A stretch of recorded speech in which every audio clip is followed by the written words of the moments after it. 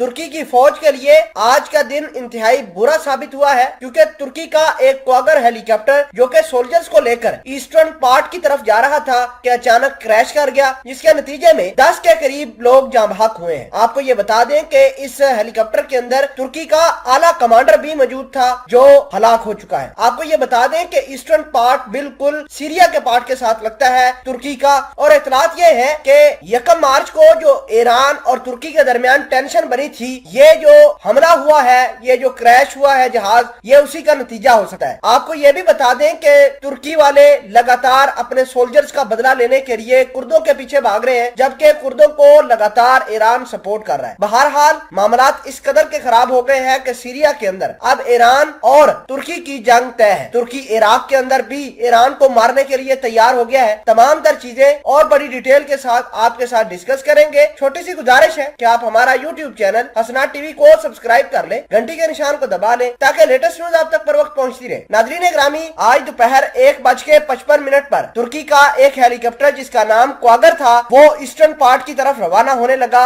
Eastern province की तरफ रवाना होने लगा कि अचानक उसके ऊपर अटैक होता है और अटैक होने के बाद वो क्रैश कर जाता है। इनिशियली रिपोर्ट्स के मुताबिक उस हेलीकॉप्टर के क्रैश होने के नतीजे में 9 लोग जाँ बहक होते हैं, लेकिन बाद में इतलात आती हैं कि उस हेलीकॉप्टर के अंदर एक आला कमांडर, फौजी कमांडर भी था जो पहले जख्मी और बाद में हॉस्पिटल में जाकर जख्मों की ताब ना लाते हुए दम तोड़ गया। आपको ये बता दें कि उस कमांडर का नाम उस्मान था जो कि तुर्की की ईस्टर्न पार्ट को कंट्रोल करता था। अहम बात यह है कि मार्च 2021 को ईरान और तुर्की आमने सामने आए थे और दोनों ममालिक ने एक दूसरे को ऊपर ब्लेम किया था कि वो इराक के अंदर अपना इन्फ्लुएंस खत्म कर दें। आपको ये बता दें कि 16 फरवरी 2021 को तुर्की के तकरीबन 13 सोल्जर्स जो थे उनको किडनैप किया जाता है ईस्टर्न पार्ट से ही और उनको इराक शिफ्ट किया जाता है। जब तुर्की उनकी रिहाई के लिए मुतालबा करता है, नेटो को रिपोर्ट्स लिखा है, लेकिन बाद में होता यह है कि 13 के 13 तुर्क फौजियों को सरों पर गोलियां मार के खत्म कर दिया जाता है। उसके बाद तुर्की जो है वो इराक के अंदर कुर्दों के खिलाफ ऑपरेशन करता है और ईरान भड़क जाता है, क्योंकि ईरान जो है वो कुर्दों को सपोर्ट करते हैं और ईरान के ये जो कुर्द है ये बड़े ज्यादा एक्टिव मलेशिया तस्वर किए जाते हैं। सीरिया के अंदर तुर्की की फौज को सबसे ज्यादा नुकसान कुर्दों ने ही पहुंचाया है। अब तुर्की ये कहता है कि हमारे जहाज को, हमारे सोल्जर्स को और हमारे खिलाफ कुर्दों ने जितनी भी कार्रवाइयां की है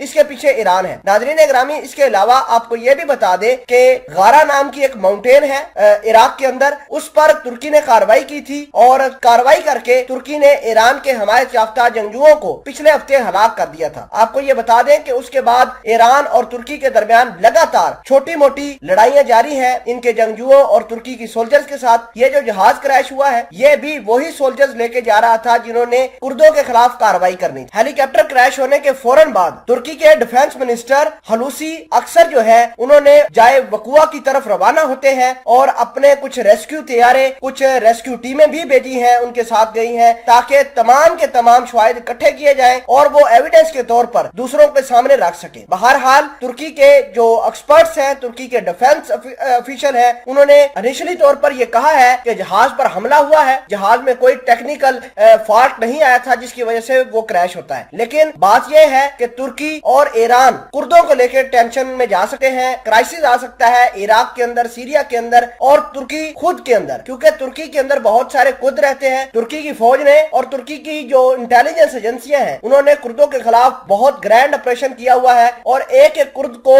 वहां से उठाया जा रहा है, जेलों के अंदर भेजा जा रहा है।